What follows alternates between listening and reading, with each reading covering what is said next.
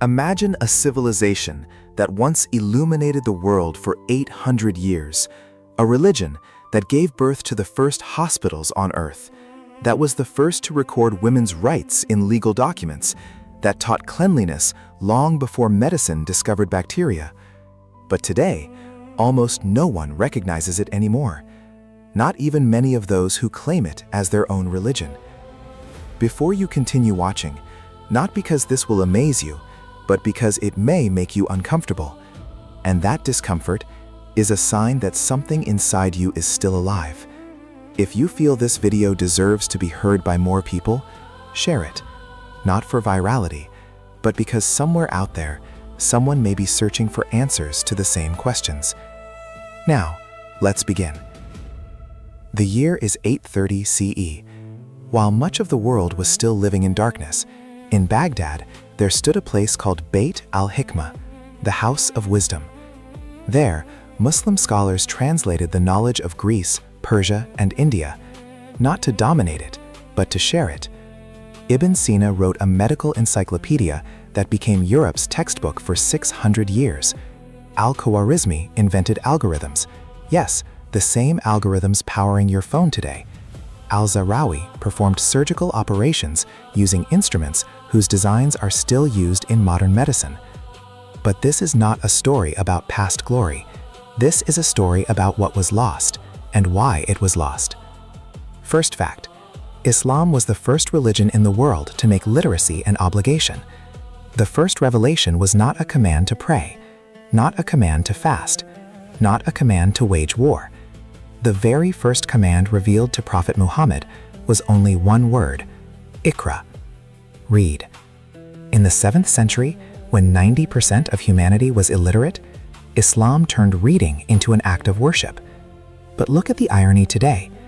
A 2022 UNESCO survey found that many Muslim-majority countries rank among the lowest in functional literacy, not because of the religion itself, but because its teachings are no longer truly practiced. Second fact, and this is what often shocks people: Islam was the first religion to grant inheritance rights to women. The year was 632 CE. While women in Europe were still considered the property of their husbands, while women in Rome were forbidden from owning land, Islam had already established that women had the right to inherit wealth, the right to refuse a marriage proposal, the right to seek divorce through khul, and the right to keep their dowry as their own property, not their families. Khadija bin Khuwailid, the Prophet's first wife, sallallahu alaihi wasallam, was a successful businesswoman. She proposed to the Prophet sallallahu alaihi wasallam, not the other way around. But today, how many Muslim women know that their religion granted them these rights 14 centuries ago? And how many instead feel their religion restricts them, not because of the text itself, but because culture has buried the text beneath it? Third fact: Prophet Muhammad sallallahu alaihi wasallam was the first environmental activist in recorded history. Not metaphorically, literally. He prohibited cutting trees in protected zones, what we now call conservation forests. He forbade the pollution of water sources. Even during ablution, water was not to be wasted.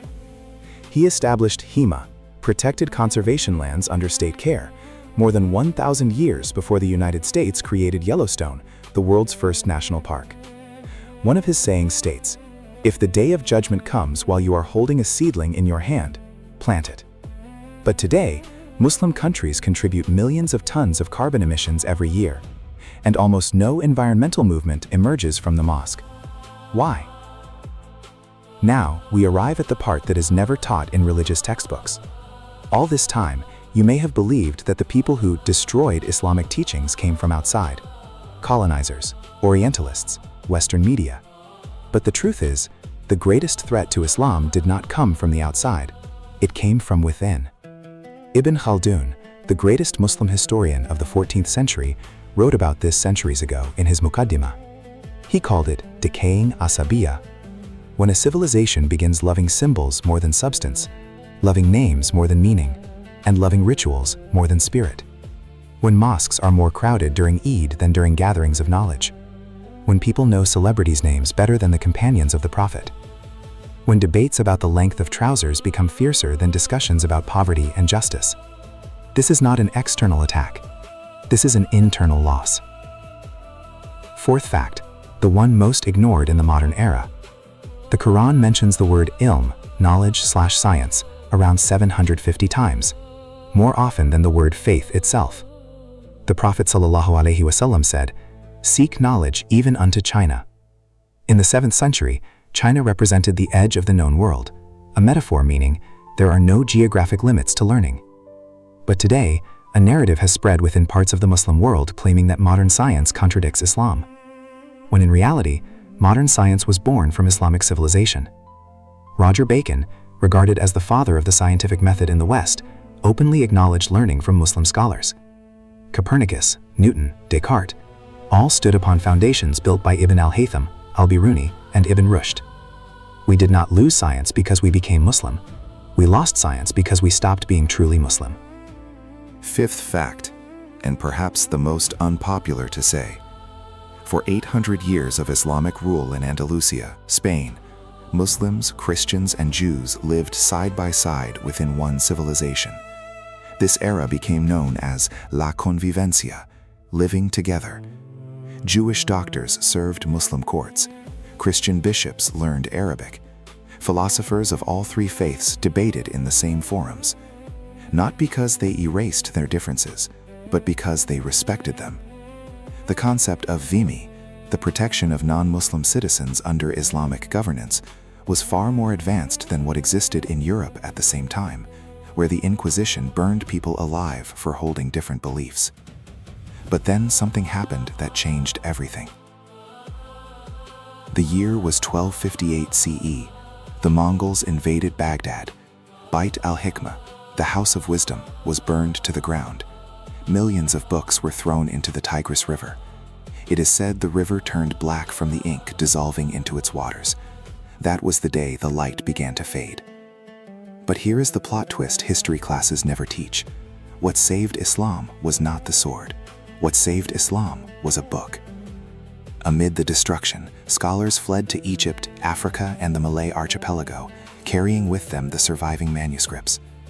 And in the islands we now call Indonesia, Islam did not arrive through conquest. It arrived through trade, art, and conversation. The Wali Songo did not destroy local culture. They embraced it, then filled it with Islamic values. Wayang, gamelan, poetry, all became tools of dawah. This was not a compromise of faith, it was the intelligence of civilization. And now we arrive at today. Mosques are grander than ever before. Quran apps are downloaded millions of times. Islamic content goes viral on social media every single day. But corruption rates in many Muslim countries remain high. Economic inequality among Muslims continues to widen. Muslim women still struggle for rights guaranteed 14 centuries ago. And we are still more occupied debating trivial matters than building civilization. Ibn Qayyim al-Jawziyah once wrote, "A living heart is a heart that keeps questioning. A dead heart is a heart satisfied with merely knowing." We know a lot about Islam, but are we truly living within Islam? And here is the final plot twist, the one you probably did not expect at the beginning of this video. Islam is not lost. It still exists, whole, perfect, unchanged. What has been lost is not the religion. What has been lost is us, slowly walking away while still carrying its name.